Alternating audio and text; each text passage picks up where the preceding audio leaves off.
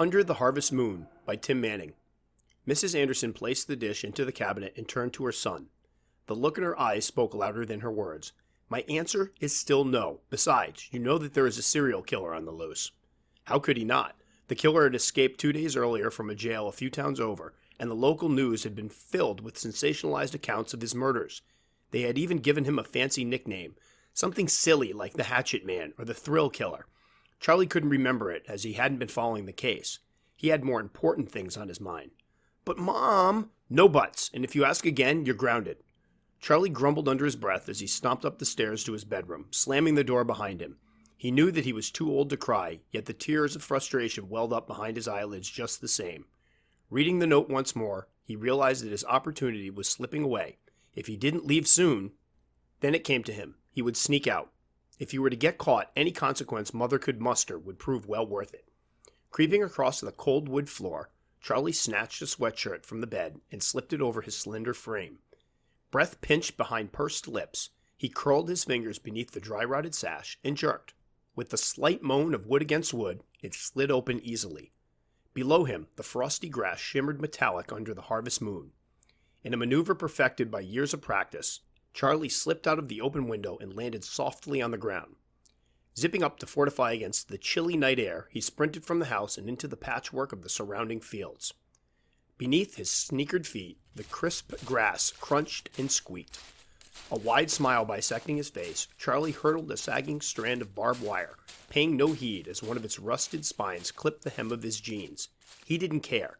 The lustful stirrings that fluttered in his insides rendered him oblivious. Normally weary of potter's wood, Charlie charged headfirst into the pitch-black tangle of briars and honeysuckle. Hands outstretched before his face, he used the moonlight to navigate through the low-hanging boughs and waist-high brush that tore at his clothes and slapped at his flesh. With a cheer, he exploded onto the well-trodden path that led to his final destination. With the exit to the forest widening before him, he increased his pace. His hormones spurred his acceleration like jet fuel. From the west came the faint sound of thunder. It would rain.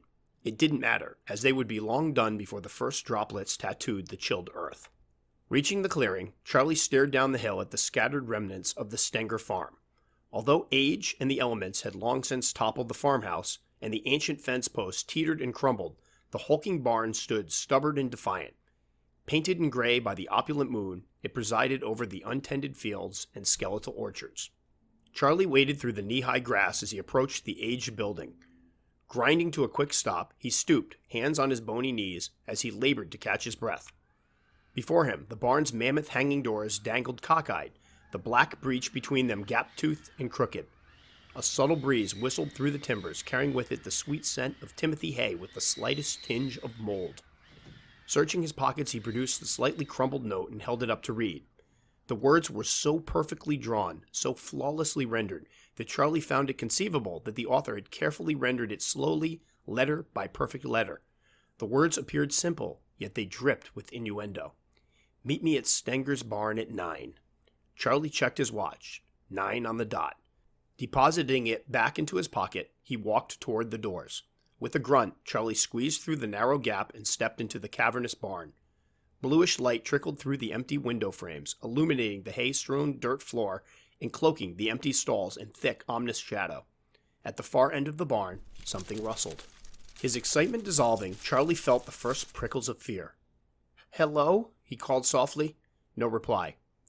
Fidgeting nervously, he called out again. "Margaret?" His voice sounded weak and watery.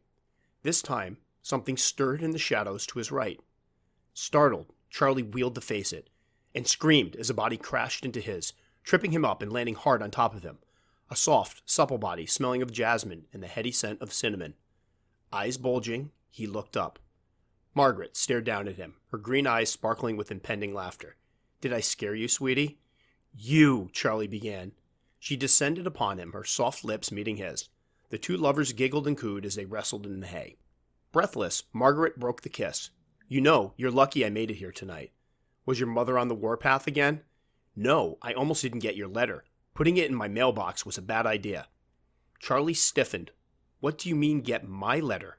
You're the one who wrote me." Withdrawing the paper, he handed it over. Margaret squinted in confusion. "Charlie, that's not my handwriting." Charlie couldn't respond. Rendered mute with fright, he could only stare at the man-sized silhouette that now stood between them and the door. At that moment, the psycho silly moniker came to him.